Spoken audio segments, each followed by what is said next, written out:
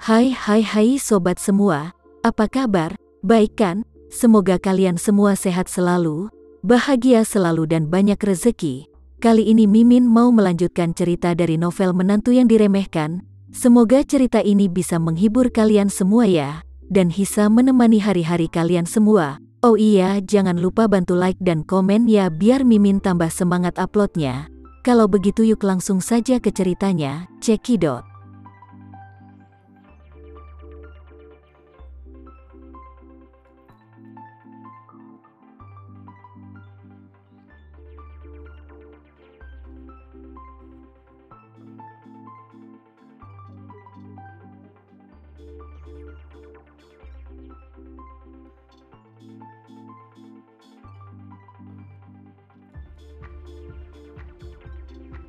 Banyak pengusaha mendapatkan investasi besar dari para kapitalis ketika mereka memulai bisnis mereka sendiri, dan mereka bertekad untuk melakukan pekerjaan besar.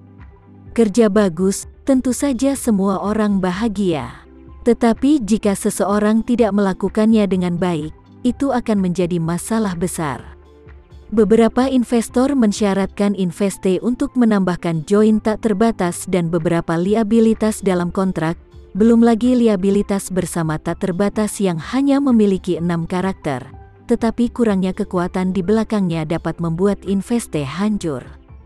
Karena begitu perjanjian bersama dan beberapa kewajiban ditandatangani, jika transaksi tidak berjalan dengan baik dan kehilangan uang, investor berhak menuntut investe membayar uang dengan kantongnya sendiri dan mengkompensasi semua uang investasi.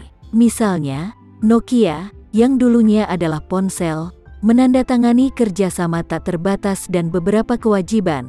Jadi setelah bisnisnya gagal, ia masih harus menanggung hingga 400 miliar utang.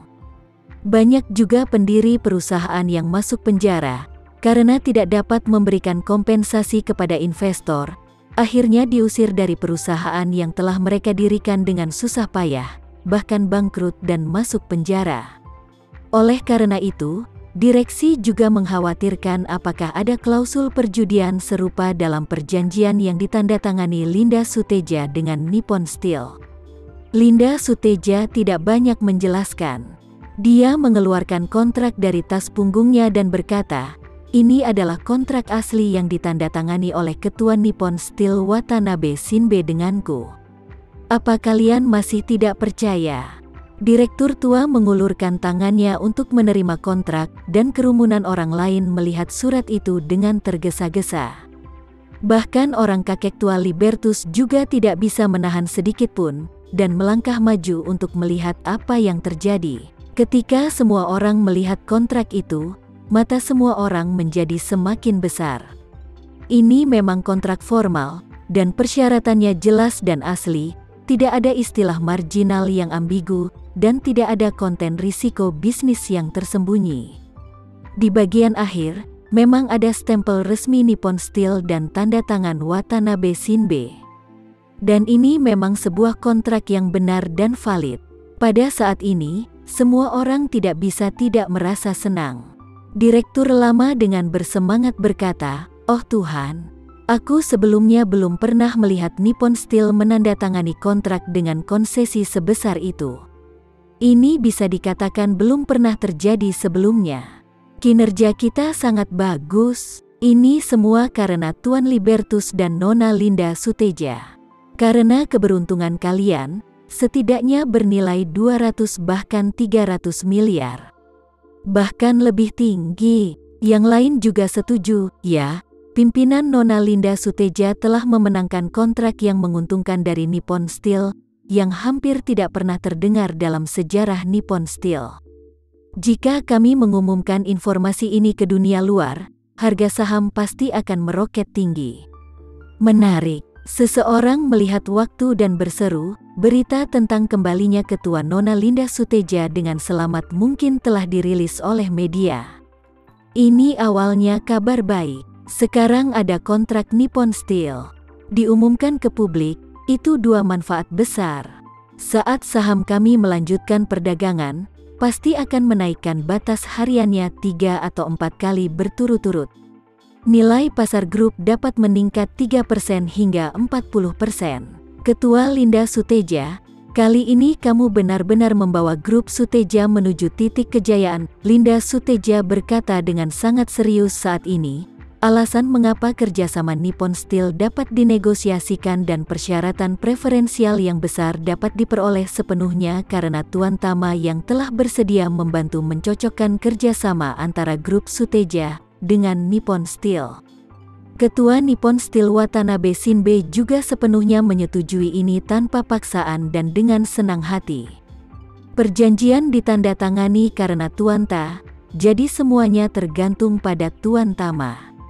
Setelah itu, dia melihat ke arah Tama Renza dan berkata dengan tulus, "Tuan Tama, semuanya berkatmu kali ini. Jika bukan karena Anda, saya akan mati di Jepang. Jika bukan karena Anda juga, kakek akan diracuni dan menjadi pasien Alzheimer. Itu akan merusak otak kakek. Belum lagi Anda masih bisa mendapatkan kondisi yang menguntungkan dalam negosiasi kerjasama dengan Nippon Steel. Saya sangat berterima kasih atas apa yang Anda lakukan." Tama Renza kemudian tersenyum tipis.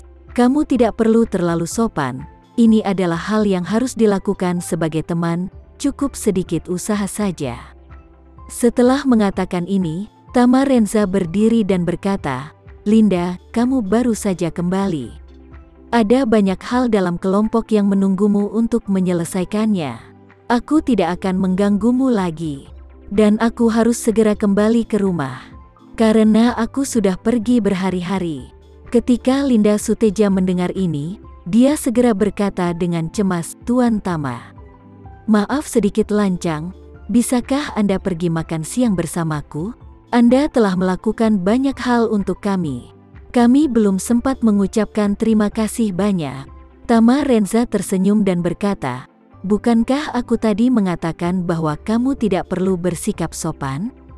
Kamu bisa melakukan pekerjaanmu dulu, dan aku bisa makan siang kapan saja kamu mau. Kita bisa membuat janji setelah kamu selesai dengan pekerjaanmu." Tuan Libertus juga berkata ke samping, "Ya Linda, Tuan Tama Renza telah meninggalkan rumah selama beberapa hari untukmu, jadi dia harus segera kembali agar keluarganya tenang." "Tidak usah," Tama segera berkata, menyanggah tawaran Linda Suteja untuk mengantarnya pulang. "Linda Suteja, jangan memikirkanku. Aku bisa pulang sendiri. Bergegaslah untuk melanjutkan pekerjaanmu. Semua orang sudah menunggu tentang masalah kerjasama dengan Nippon Steel. Apalagi setelah kepergianmu beberapa hari kemarin, pasti banyak pekerjaan yang menumpuk. Dan juga menurutku lebih baik segera adakan konferensi pers untuk meningkatkan grup Suteja. Ini akan sangat menguntungkanmu dan grup Suteja." Linda Suteja mengangguk dengan penuh rasa terima kasih dan berkata, "Oke Tuan Tama, Linda tahu, kalau begitu silahkan Anda pergi dengan hati-hati. Ingin akan mengatur perjamuan di lain hari. Dan saya harap Anda bisa datang suatu hari nanti." Tama kemudian tersenyum dan berkata, "Baiklah, aku pasti akan datang nanti." Setelah itu, dia melambaikan tangannya ke Tuan Libertus lagi. "Tuan Libertus, aku pergi sekarang." Tuan Libertus tua buru-buru membungkuk dalam-dalam dan berkata dengan hormat, "Tuan Tama, hati-hati ya." Tama Renza melangkah keluar dari ruang laporan. Sementara itu Devano dan Johan menunggu dengan hormat di luar pintu. Melihat dia keluar, Devano bergegas ke depan dan berkata dengan suara rendah, "Tuan, mobil sudah siap, haruskah saya mengantarmu pulang atau?" Tama berkata dengan ringan, "Baiklah, mari kita pulang." Johan, yang berada di samping, juga berlari dan meminta instruksi, "Tuan Tama, bibimu telah berada di desa di kota untuk hari ke-9. Selama 2 hari ini, dia menangis dan menangis sepanjang waktu untuk kembali, menyebabkan tetangga di desa menelepon 110 untuk mengeluh. Sudah beberapa kali, apakah Anda ingin melepaskannya?" Ketika Tama Renza mendengar ini, seluruh orangnya sedikit heran, dan bertanya, "Mengapa kamu tidak membiarkan dia pergi setelah 9 hari? Bukankah kamu mengatakannya selama 7 hari?" Tuan Johan berkata dengan malu-malu, Tuan Tama, saya pikir kita harus segera melepaskannya. Devano berseru, Johan, mengapa kamu tidak melepaskannya saja? Sifat orang ini sangat temperamental. Jika kamu tidak membiarkan dia pergi ketika waktunya tiba, berhati-hatilah karena dia berbalik dan membalasmu. Johan kemudian tersenyum, menggaruk kepalanya dan berkata, saya tidak sampai berpikir begitu. Tuan Tama telah menyelamatkan Nona Linda Suteja di Jepang beberapa hari yang lalu, dan kemudian Anda dan Nona Linda Suteja naik perahu untuk kembali. Pasti sangat sibuk, jadi saya tidak menelepon Tuan Tama untuk menanyakan hal ini. Saya ingin memberitahu Anda saat Anda kembali. Tama kemudian mengangguk dan berkata, oke, kalau begitu biarkan dia pergi.